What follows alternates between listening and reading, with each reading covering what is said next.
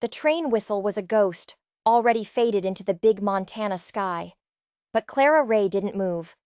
She just stood there on the platform, a statue of disappointment.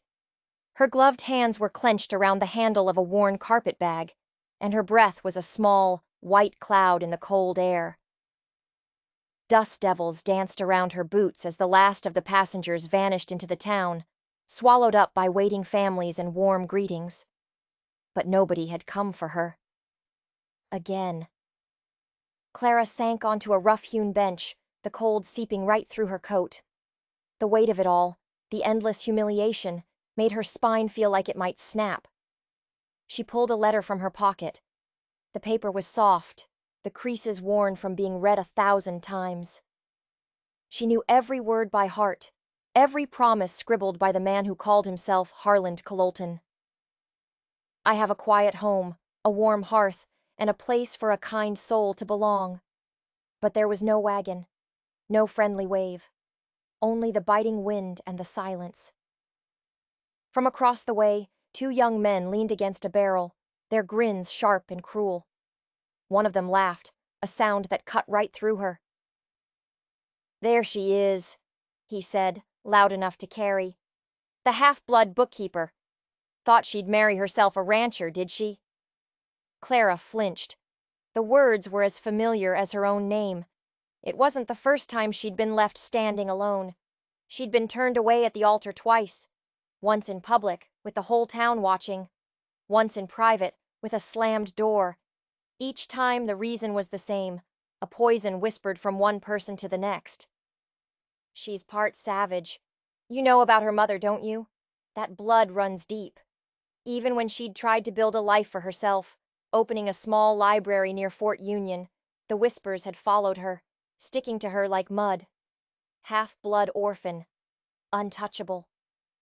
Tears welled up, hot and sharp against her frozen cheeks. She lowered her head, her shoulders curling inward as if to protect herself from another blow. She hadn't cried in front of anyone in years. But now, in this empty place, the tears came, silent and hopeless. The letter crumpled in her lap. Then she heard it. Small footsteps, tapping closer. A child's voice, as bright and clear as a bell. "Are you hurt?" Clara looked up, startled. A little girl, no older than 3, stood before her. Her eyes were wide and serious, full of a concern that felt impossibly real. She was bundled in a wool coat that was too big for her, with mittens dangling from a string around her neck. Golden curls peeked out from under a knit cap. Clara quickly wiped her face with her sleeve. "No, I'm just..." She tried to smile, but her lips wouldn't cooperate. "Just a little sad." The girl studied her face. "Did your daddy say no?" Clara blinked. "No, sweetheart." The girl tilted her head, thinking hard. "Do you have a husband?" Clara shook her head. "Do you have a baby?" Another small shake of her head. The words came out in a whisper, the truest words she'd ever spoken. "Nobody wants me." The child stepped closer. Her mittened hand reached out and touched Clara's gloved fingers. She looked up at Clara with a certainty that could move mountains, a certainty only a child could possess. And then she asked the question that changed everything. "Can you be my mommy forever?" Clara froze, her breath caught in her throat. The world seemed to stop spinning. Before she could find a single word, a soft voice spoke from behind the little girl. "Junie." Clara looked up. A man had approached, his footsteps silent on the dusty planks. He was broad-shouldered and dark-haired, with a face that looked like it had been carved from hardwood. His coat was patched, his hat worn from 1,000 miles of sun and rain. He looked like a man who had seen too much and said too little. In one arm, he carried a small sack of supplies. His other hand came to rest gently on the little girl's shoulder. He gave Clara a short, tired nod. "Sorry, she's got a soft heart." Clara scrambled to her feet, brushing at her skirt. "No trouble. She just surprised me." The man's eyes, dark and unreadable, flickered to the crumpled letter in Clara's hand. "You waiting on someone?" Clara hesitated. The shame was a hot coal in her stomach. "I was. But it seems I've been fooled again." He nodded slowly, his gaze dropping to the girl. Junie tugged on his coat. "She cried, Papa." The man's jaw tensed. He looked back at Clara, taking in her worn bag and the lost look in her eyes. "You've got no place to stay?" "No," she said, lifting her chin just a little. "But I'll manage." He stared at her for a moment longer, a silent battle playing out behind his eyes. Then he shifted the sack in his arm. "It's cold," he said, his voice a low rumble. "If you want a roof and some warm broth, you're welcome to rest a while." Clara blinked, stunned by the offer. "I don't even know your name." "Luke," he said. "Luke Harrison." He gestured down the path leading away from the town. "It's not far. You can leave after supper if you still want to." Clara looked down at Junie, who still had a hopeful grip on her gloved hand. She looked at the man's weathered face, at the vast, unforgiving landscape stretching out behind him. She had nothing. She was nothing. What was one more risk? She nodded. "Thank you." And just like that, with no plan and no hope, she followed the quiet man and his daughter into the cold Montana dusk. The path to Luke Harrison's cabin was a winding trail through sparse pines and broken hills. The sky had turned a deep, bruised purple by the time they arrived. The cabin was nestled in a hollow, small and solitary, with smoke curling from a stone chimney like a lonely gray finger pointing at the heavens. Clara hesitated on the porch. Junie, sensing her fear, tugged on her hand. "It's warm inside," she whispered, as if sharing a secret. Luke opened the door without a word. The air that washed over them was warm, smelling of wood smoke and something savory simmering over the fire. The cabin was a single room, sparse but clean. A fire crackled in the hearth, casting long, dancing shadows on the rough plank walls. A single cot was pushed against the far corner, beside a small table and a single rocking chair. "You can hang your coat there," Luke said, gesturing to a hook by the door. His voice was flat, offering no welcome, only instruction. Clara's hand tightened on her bag. "I won't stay long." Luke didn't look up from pulling off his heavy boots. "That's up to you," he grunted. "But I didn't invite you here to stay forever, just the night." Clara's cheeks burned. Humiliation was a taste she knew well. "I appreciate your honesty." He moved to the hearth and stirred a pot that hung over the flames. "And for the record," he said, his back still to her, "I didn't write you any letters." Clara blinked. You're not Harlan Cololton?" Luke let out a dry, bitter sound that was somewhere between a laugh and a cough. "Harlan Cololton is a 16-year-old kid who cleans stables for me sometimes. Likes to play jokes with other people's mail. Likely thought it was funny." The last bit of the floor fell out from under Clara's world. A joke.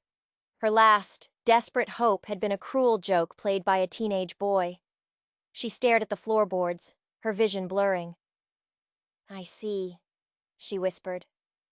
Junie, sensing the sudden frost in the air, climbed onto a bench near the fire and patted the seat beside her. "You can sit here," she offered. "It's warmest." Clara sat, pulling her coat tighter around her. She didn't remove her gloves. They ate in a thick, uncomfortable silence. Luke said nothing. Clara said less. Only Junie seemed immune to the tension, humming to herself as she ate. After the meal, Clara stood up, her muscles stiff. "Thank you for the food. I should go." But before she could take a step toward the door, Junie slipped from the bench and wrapped her arms around Clara's skirt, her little face buried in the fabric. "No!" the child cried, her voice muffled. "You said you didn't have a house. This is one." Clara bent down, her heart aching. "Sweetheart, this isn't my house." Junie's lip began to tremble. "It can be, just for a little while." Clara glanced at Luke, lost. He was leaning back in his chair, his arms crossed over his broad chest. She gets attached fast, he muttered, his expression unreadable. I can sleep in the barn, Clara said quickly, or by the hearth, just for tonight. Luke didn't answer right away. He just stared into the fire, his jaw tight. Finally, he gave a single, reluctant nod. You can take the cot, I'll stay up. As Clara moved to gather her bag, her eyes caught on something in the corner. Tucked behind a stack of folded blankets was a small beaded dress, the kind worn by native girls. On a low wooden shelf beside it sat a single eagle feather, a string of turquoise beads, and a small pouch of dried sage. Clara stepped closer, a strange sense of recognition stirring within her. She was Comanche, she said, her voice barely a whisper. Luke's voice came from behind her, low and rough. Kiowa. Clara turned. He was watching her, his dark eyes shadowed by the firelight. She died during the frost last year, he said, his voice devoid of emotion. Fever took her fast. Clara's heart clenched in a fist of sympathy. I'm sorry. Luke gave no reply. He just turned and added another log to the fire, as if the past were something that could be burned away.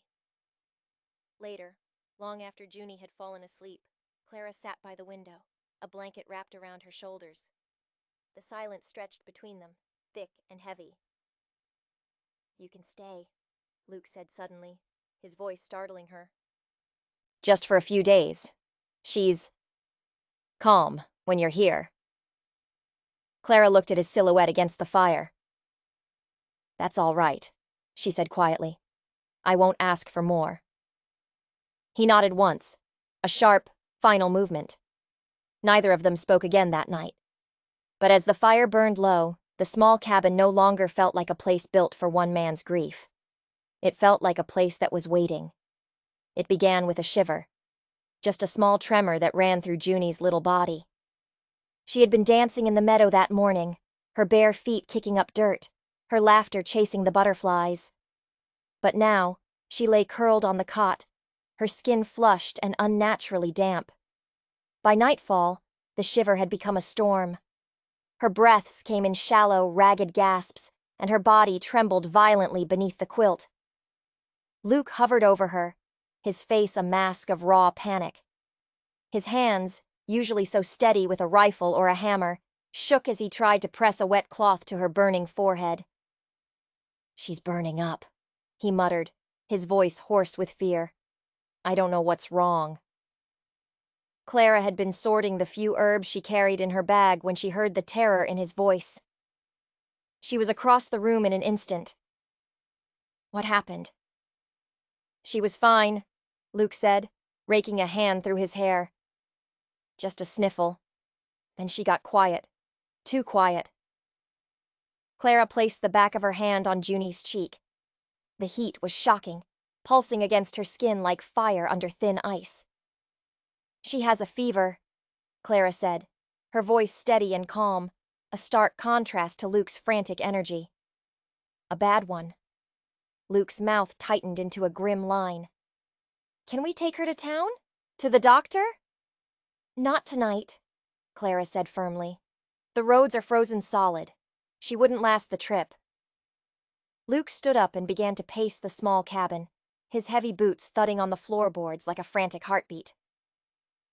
I don't know what to do, he said, his voice cracking. Clara put a hand on his arm, stopping him. I do. He stared at her, his eyes wide with a mixture of disbelief and desperation. My father, she said, her voice low and confident, was a Kiowa medicine man. He taught me things that work when nothing else will.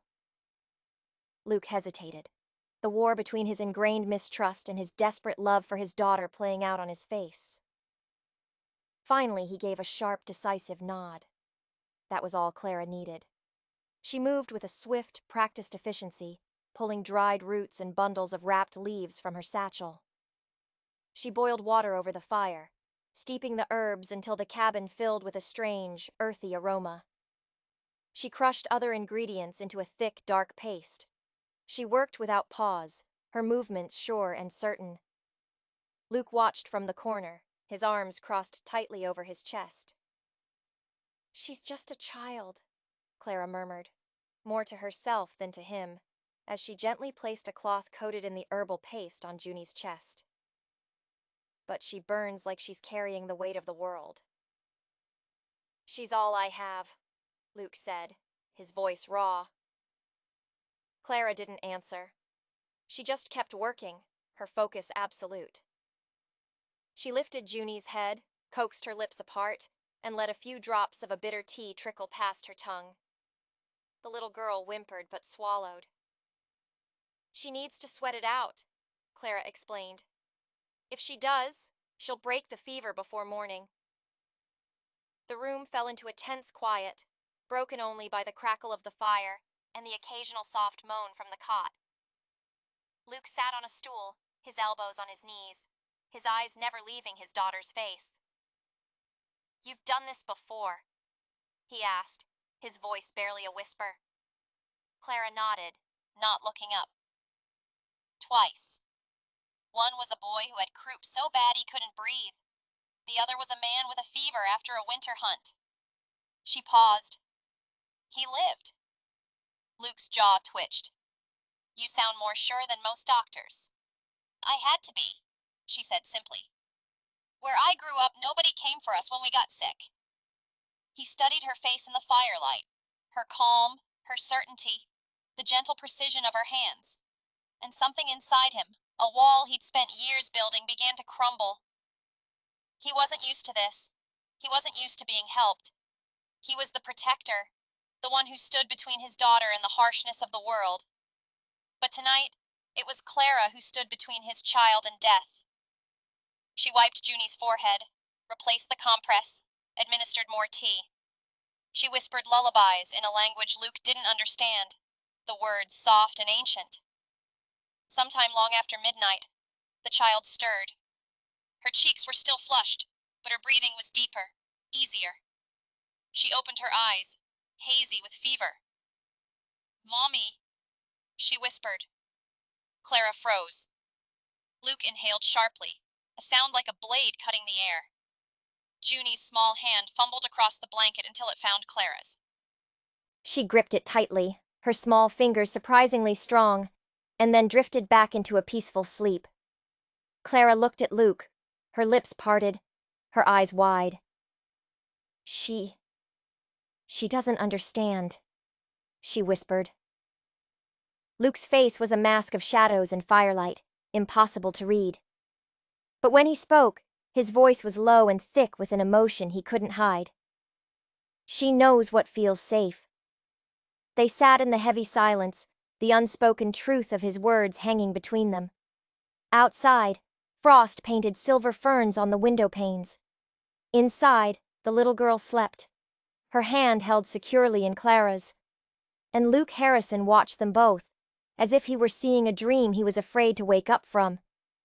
He didn't say thank you. He didn't have to. When Clara woke, stiff and sore from sleeping in a chair by the hearth, she found a tin cup of coffee waiting on the table, still steaming. It was fresh, and it had been poured just for her. The stars were cold, scattered embers in the black Montana sky. Clara sat on the porch step, a shawl wrapped tight around her shoulders, a mug of warm tea cradled in her hands. The night was so quiet it seemed to hum. Junie had fallen asleep hours ago, curled in the nest of quilts Clara had repaired, her breathing finally even and deep. Luke stood at the far end of the porch, a silent silhouette against the darkness, his arms crossed as he stared out at the tree line. For a long time, the only sound was the wind whispering through the pines. Then, Clara broke the silence. "She asked me again tonight," she said softly. Luke turned his head. "Junie?" Clara nodded. "She wanted to know if I had a mommy. I told her I did once. A woman who held my hand when I cried, who sang to the stars like they were her sisters." Luke leaned against the wooden railing. "Your real mother?" "No," Clara said, her voice so quiet the wind almost stole the word. "The woman who gave birth to me died the night I was born." She took a sip of tea, the warmth a small comfort. "My mother was Kiowa. My father was a cavalry officer." Her voice didn't shake.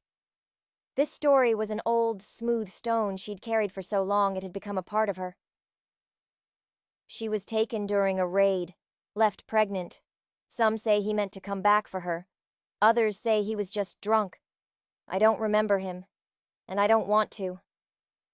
Luke remained silent, a patient shadow. "The tribe took me in," Clara continued. "Not all of them wanted to, but an old woman, she raised me like her own. I learned to read books before I could ride a horse. I learned how to mix herbs, sew moccasins, tell stories to the other children." A faint, sad smile touched her lips. "But I never stopped being what they whispered. Half-blood. A reminder of a fight they'd lost." Luke moved from the railing and sat on the other end of the step. "When I was 17, a trapper passed through. Said I was too pretty for a teepee. He took me to a town west of here, promised to help me find a life." Clara's fingers tightened around the warm mug. "The first man I was engaged to was a preacher's son. We were supposed to be married in the spring. Then he found out about my blood." "What did he say?" Luke's voice was a low rasp. "He didn't say anything. He just stopped showing up. Sent his brother to tell me the wedding was off." Luke said nothing, but the silence felt different now. It felt like he was listening. "The second one wrote me letters for months. Promised me a ranch, a family. But when I arrived at his door, he wouldn't even open it. His mother came out and said he'd changed his mind." Clara stared out into the endless dark. "The third one. He actually stood at the altar with me. He said the vows. He even put the ring on my finger." Luke looked at her, his eyes narrowing in the gloom. "He left me that night," she said, her voice flat and dead. "Said he couldn't sleep beside a woman who had the blood of savages." The words hung in the cold air, ugly and sharp. "I stopped trying after that," Clara finished. "I kept to myself. Worked in the library. Read stories to other people's children." She looked down at her hands. "Until I filled out that form, mail order bride. It seemed foolish, but I thought maybe someone out there wouldn't care about the past." Luke watched her for a long, quiet moment. "I didn't write you," he said finally. Clara managed a half smile. "I know." They sat in silence again, but it was a shared silence now, a space filled with the ghosts of their pasts. Then Luke spoke, his voice low and gravelly. "I knew a man once who said, 'Blood tells the truth of a person.'" Clara glanced at him sideways. "You believe that?" "I did," Luke said. "Then I had a daughter with skin darker than mine, and eyes that saw the world differently, and this town told me she was less than whole." He looked directly at Clara, his gaze intense. "She's the best thing I've ever done." His words were simple, a plain statement of fact, but they landed in Clara's heart like a warm stone. In the hush that followed, she felt herself breathe a little easier. For the first time in her life, she wasn't explaining herself. She wasn't apologizing for existing. She just was, and someone was finally listening. The fire had burned down to glowing embers by the time Luke returned from checking his traps. Snow clung to his boots in wet clumps, and a fine dusting of white covered his shoulders, as if he'd been walking through time itself. Clara was by the hearth, stitching a patch onto one of Junie's dresses. Her brow was furrowed in concentration, the needle moving with a quiet rhythm. She looked up as the cold air swirled in with him. "Find anything?" "Rabbit," he muttered, shrugging off his heavy coat. "Small one." He didn't meet her eyes as he hung the coat, but he didn't have to. Clara could feel a change in him tonight, a brittleness under his usual stoic silence. She set her sewing aside. "Are you all right?" Luke hesitated. Then he crossed to the table, poured himself a cup of water from the bucket, and stood staring out the small window into the falling snow. "She used to sing when the snow came," he said, his voice so quiet Clara had to lean forward to hear it. Clara turned fully toward him. "My wife," he added, a clarification that felt like it cost him something. "Junie's mother." Clara said nothing. She just waited, knowing this was a door that had been locked for a very long time. "She was Comanche," he said. "Her name was Weena. It means quiet moon. She had eyes that could laugh at you even when her mouth was serious." He took a sip of water but didn't turn around. The reflection in the dark glass showed a man lost in a memory. "We met when I was 22. I was half dead from a bullet wound, bleeding out by a river. She found me, nursed me through the fever." A ghost of a smile touched his lips, but it vanished as quickly as it appeared. "She spoke almost no English. I spoke no Comanche, but somehow, we built a life." Clara's fingers curled into fists in her lap. "When I brought her back to town," he continued, "they stared. They whispered. The preacher told me she'd put a spell on me, that any child we had wouldn't belong to God." He finally turned, and his eyes looked 100 years old. "That winter, I had to go out for supplies. The snow was deep. It took me 3 nights." He sat down heavily at the table, as if the weight of the memory was a physical thing pressing him down. "When I came back, the cabin door was open. There was snow on the floor. Junie was crying under the table." Clara felt her breath catch in her chest. "They'd come while I was gone," he said, his voice flat and hard as stone. "Burned her blankets, tore her dolls. They dragged Weena outside." His jaw locked so tight a muscle jumped in his cheek. "Said she was infecting the bloodline." The silence in the room stretched thin, sharp as a blade. "I buried her beneath that big cedar tree out back," he said. "And I told myself I'd raise Junie alone. Keep her quiet, keep her hidden. So no one could ever take anything else from me." His voice dropped to a raw whisper. "I didn't stop loving her, but I stopped choosing love. I chose survival instead." Clara sat perfectly still, her own past echoing in his words. "I understand," she whispered. Luke looked at her, truly looked at her. "I didn't come here to fall in love either, Clara," she said. "I just wanted a place where I didn't have to feel sorry for still being alive." They looked at each other across the small firelit room. Nothing romantic passed between them. There was no soft glance, no gentle touch. There was only the simple, brutal understanding of 2 people who had survived being unwanted, who had chosen silence over hope for far too long. "She would have liked you," Luke said after a moment. A faint smile touched Clara's lips. "She made a beautiful daughter." "She was the strongest woman I ever met," Luke said. Clara looked down at the patched dress in her lap. "Then I'll make sure her daughter grows up knowing that." In the other room, Junie stirred, murmuring something in her sleep. Luke stood and walked toward the doorway, then paused and turned back. "You don't have to stay," he said. "I know. But if you do," he continued, the words coming out rough, "you won't owe me anything." "I'm not here to be owed," Clara replied softly. "I'm just here." Another silence fell between them. But this one didn't ache with loneliness. It settled around them like a warm blanket, thick with all the things they hadn't said, but comfortable. They wouldn't call it love. Not yet. But in the quiet space between their 2 stories, something new had begun to grow. And this time, neither of them was going to walk away. The wind changed in the middle of the afternoon. It turned colder, sharper, carrying the first hard whisper of a real storm. Clara had just finished hanging a blanket to air on the line when a sudden, unnerving quiet settled over the yard. "Junie?" she called out. No answer. She dropped the blanket, her eyes scanning the empty yard. The small gate near the tree line, the one Luke always kept latched, stood wide open. Panic, cold and sharp, clawed its way up her throat. She ran, her boots pounding across the frozen ground, screaming the child's name. Junie!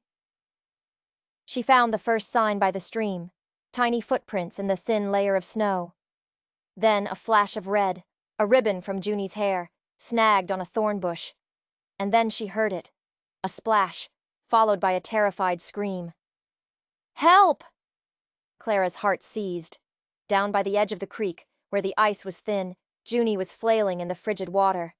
The current was pulling her, her small, mittened hands grasping desperately for a branch, then slipping. Hold on! Clara yelled, already tearing off her coat. She didn't think. She just moved. The water was a blade of pure winter. It stabbed through her dress, stealing her breath, locking her muscles. She gasped, fighting the shock, and pushed forward, her boots sinking into the thick mud of the creek bed. She reached for Junie, her own arms starting to go numb. Come here, sweetheart. I've got you. Junie was sobbing, her face blue with cold. She clung to Clara as Clara grabbed her under the arms, heaving her with all her might toward a half-submerged rock. She pushed the child up onto the relative safety of the stone. Stay here! Hold on tight! Junie clutched the rock, her small body trembling violently. But Clara, trying to pull herself out, found that her foot was caught, trapped between two heavy stones underwater. She pulled, twisted, kicked, but a bolt of sharp pain shot up her leg. Her arms burned from the cold. Her breath came in ragged, shallow gasps. The world started to tilt, the edges of her vision going dark. The last thing she saw was Junie's face, pale and wet, her eyes wide with terror. Then everything went black. Luke heard the scream as he was walking up to the cabin. He dropped the sack of feed he was carrying and ran. No coat, no rifle, just pure animal instinct and a dread that turned his blood to ice. He followed the trail of Clara's frantic footprints, his own boots crushing the snow. Then he saw them. Junie, sobbing on the rock, and Clara, floating limp and lifeless in the stream. He waded in without a second's hesitation, the freezing water surging up to his thighs. He grabbed Clara first, pulling her cold, unresponsive body against his chest. Then he reached for Junie. It's okay, he murmured, his voice cracking. I've got you. I've got you both. The fire roared that night, a desperate, raging battle against the cold that had settled deep in Clara's bones. Luke wrapped her in every dry blanket he owned.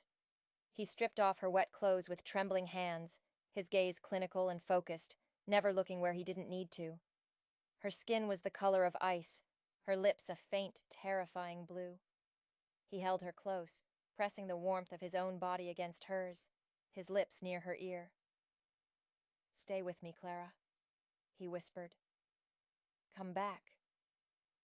Junie lay asleep on the cot nearby, warm and safe now, her small fingers curled around a piece of Clara's shawl.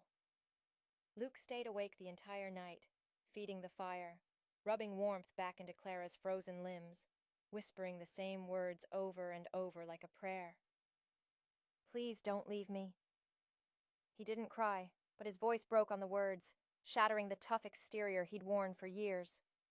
Just before dawn, she stirred. Her eyes blinked open, slowly, trying to focus. Then they found him. Junie? She rasped, her voice barely there. Is she safe? Tears he hadn't known he was holding back streamed down Luke's face.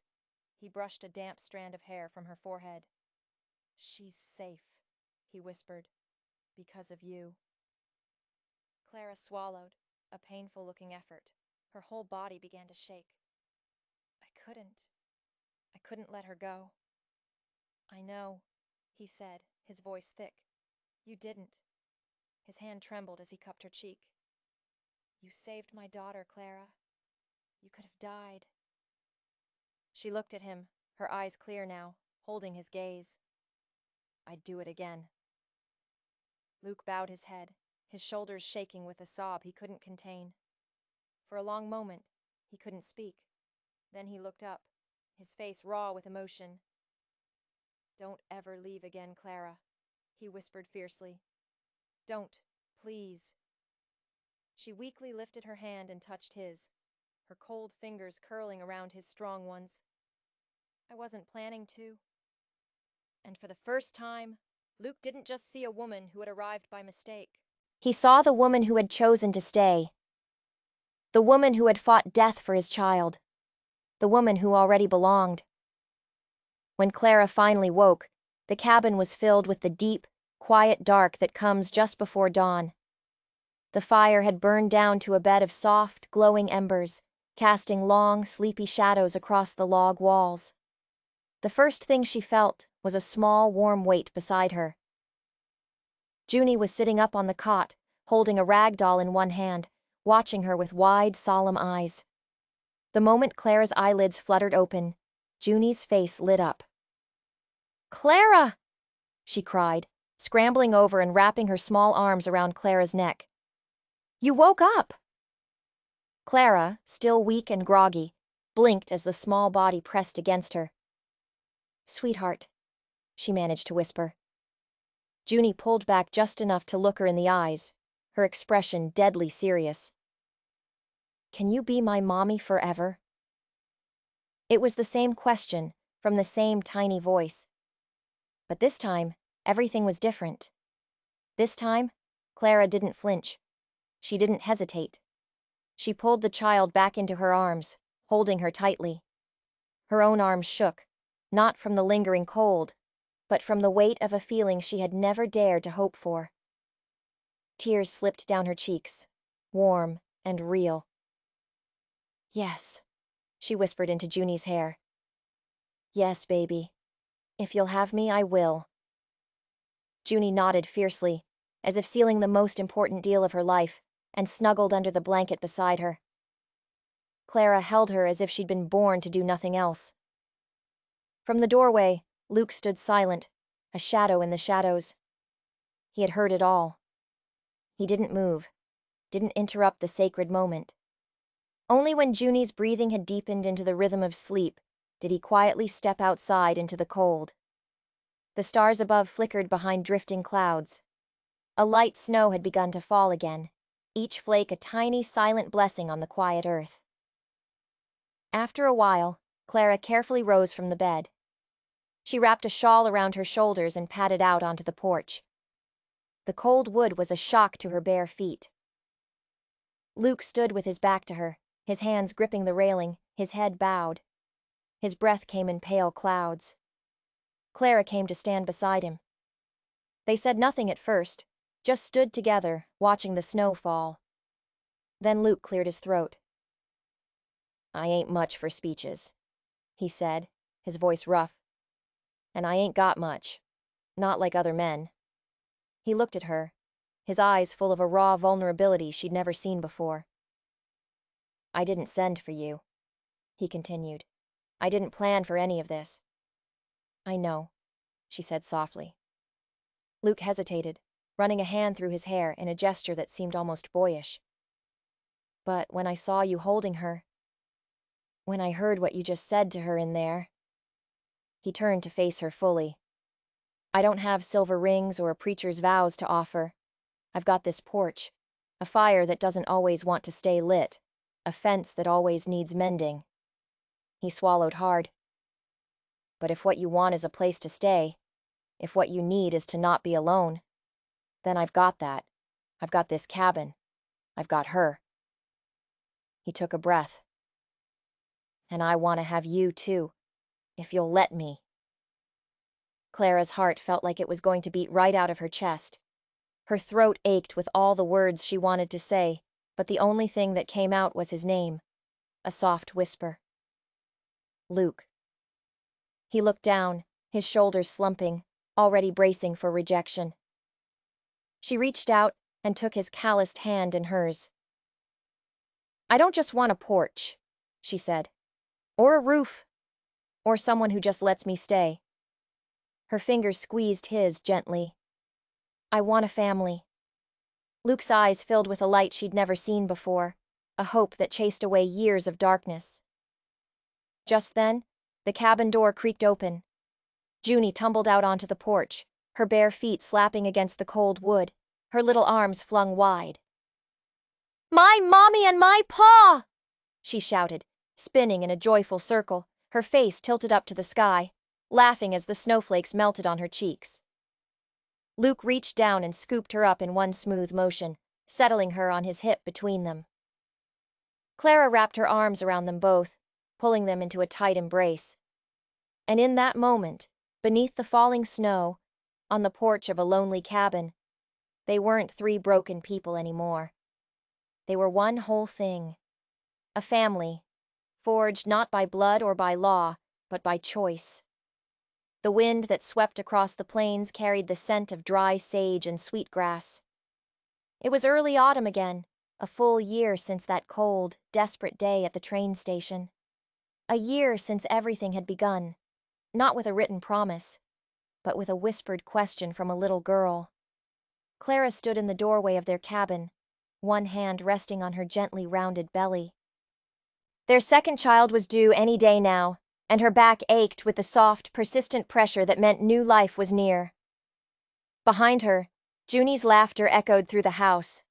They had built a home, not just a roof and walls, but a rhythm, a life. The cabin itself had changed.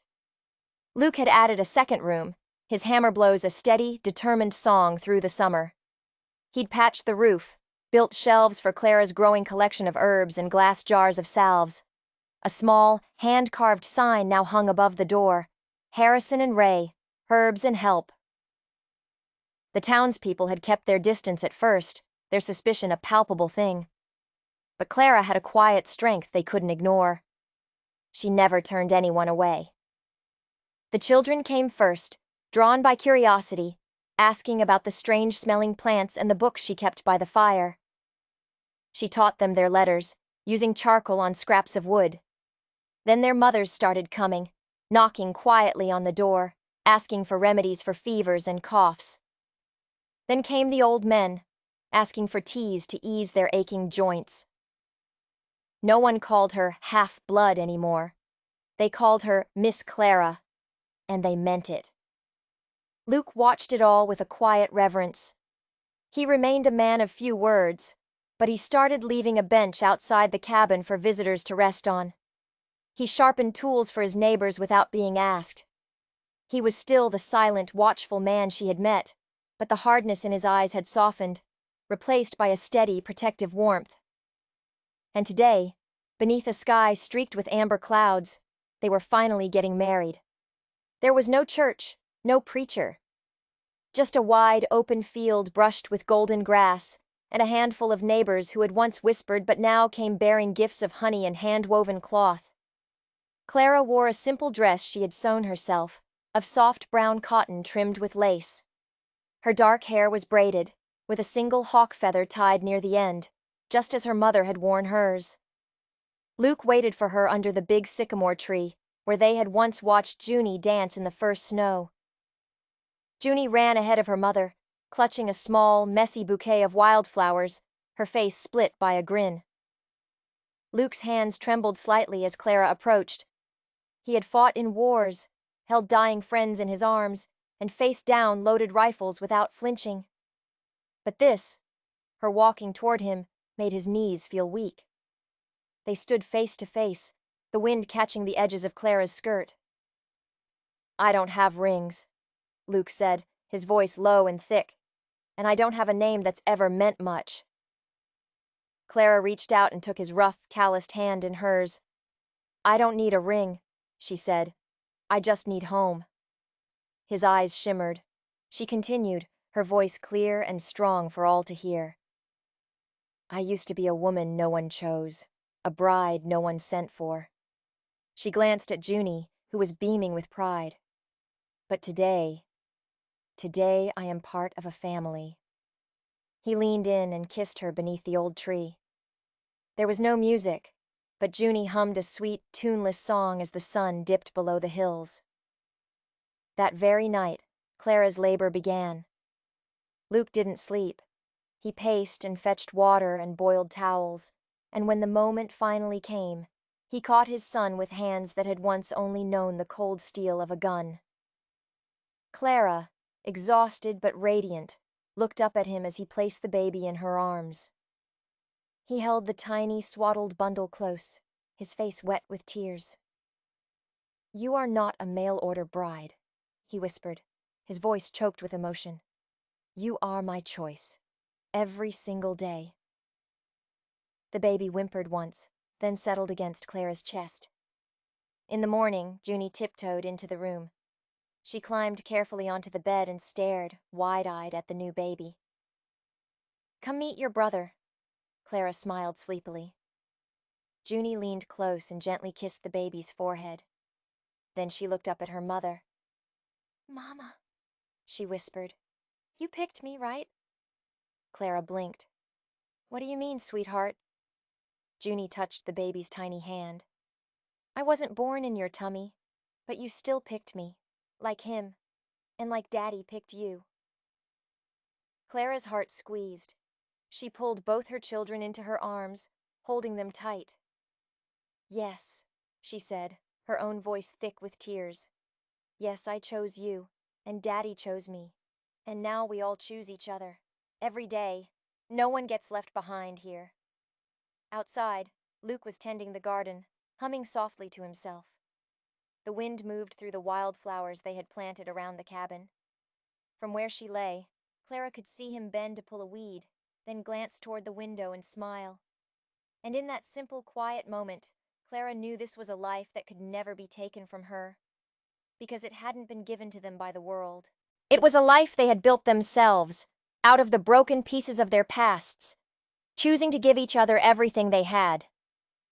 If this story touched your heart, if the idea of a woman rejected, a child forgotten, and a man who had given up on hope finding each other made you feel something, then don't forget to hit that subscribe button for more Wild West love stories. We tell the tales of love born in the harshest of places, where hearts find each other even when the world has turned its back. Stories not just about romance, but about finding a place to belong. Tap that notification bell so you never miss what happens next. Because out here, in the wild, the most beautiful stories are the ones you have to fight for.